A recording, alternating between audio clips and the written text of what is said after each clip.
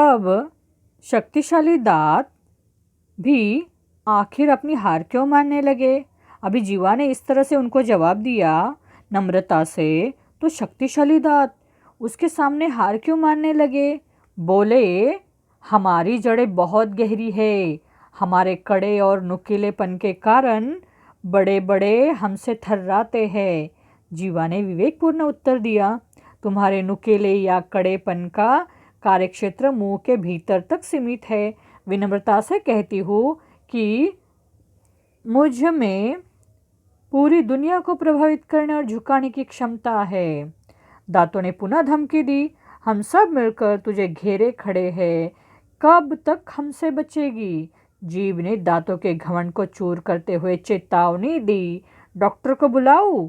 दंत चिकित्सक एक एक को बाहर कर देगा, मुझे तो छुएगा भी नहीं और तुम सब बाहर दिखाई दोगे। घमंडी दांत अब निरुत्तर थे। उन्हें कविता की यह पंक्ति याद आ गई, किसी को पसंद नहीं सकती बयान में, तभी तो दी नहीं हड्डी जबान में। घमंडी दांतों ने आखिर जीभ का लोहा मान लिया। लोहा मान लेना माने श्रेष्ठता को स्वीकार कर लेना। अब यहाँ पे देखो कि जीभ ने उनसे जवाब दिया नम्रतापूर्वक, तो शक्तिशाली दांत है, वो कैसे हार मान लेते? तो वो कहते हैं, हमारी जड़ें बहुत गहरी है और हमारा जो नुकीलापन है उसके कारण बड़े बड़े हमसे थर्राते हैं। तो जीवा ने उत्तर क्या दिया, तुम्हारे नुकीले और कड़ेपन के कारण तुम्हारा कार्यक्षेत्र मुंह के भीतर ही है और मैं विनम्रता से कहती हूँ कि मुझ में पूरी दुनिया को प्रभावित करने झुकाने की क्षमता है। मेरा कार्यक्षेत्र मुंह के भीतर नहीं, मुंह के बाहर भी है। दुनिया को प्रभावित करती हूँ मैं, झुकाने की क्षमता मुझ में है। तो दांत उसको जीभ को धमकी देते हैं, हम सब मिलकर तुझे घेरे खड़े हैं, कब तक हमसे बचेगी?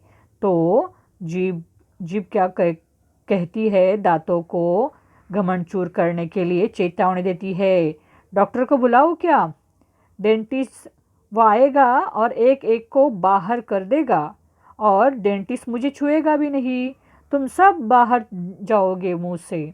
इस तरह से जब जीभ ने दांतों को चेतावनी दी, दांत जब धमकी देने लगे तो जीभ भी उनको चेतावनी देती है। तब घमंडी जो दांत थे वो निरुत्तर हो गए, उनके पास इसका जवाब ही नहीं था।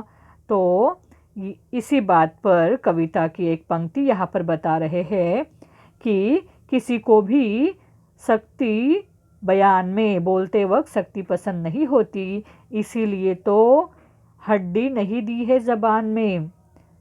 मतलब ये जो दांत है वो सख्त है, इनमें घमंड आ गया था, वो गर्व के कारण चूर हो गए थे, जीवा पर वो अपना आक्रमण करने वाले थे।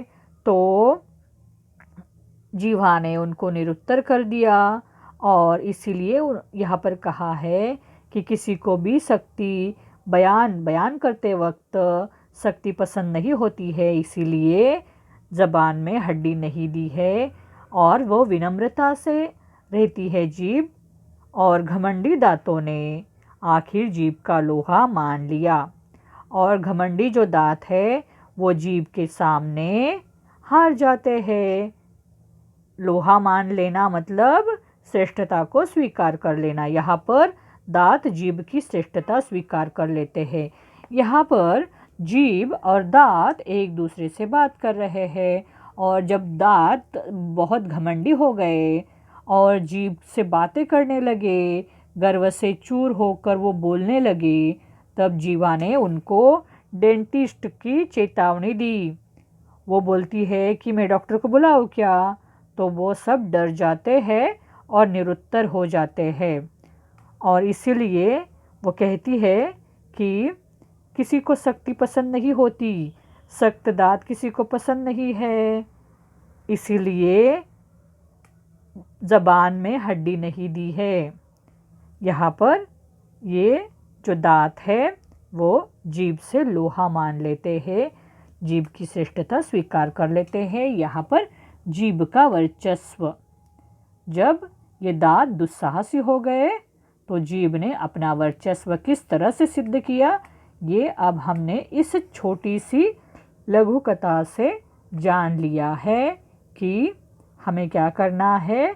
घमंडी नहीं होना है, हमें विनम्रता से रहना है, वरना एक दिन घमंड जो है वो चूर चूर हो जाता है और हमें क्या करना पड़ता है, लोहा मान लेना पड़ता है। इसीलिए गर्व ना करो, घमंड ना करो। यहाँ पर ये हमें पता चलता है।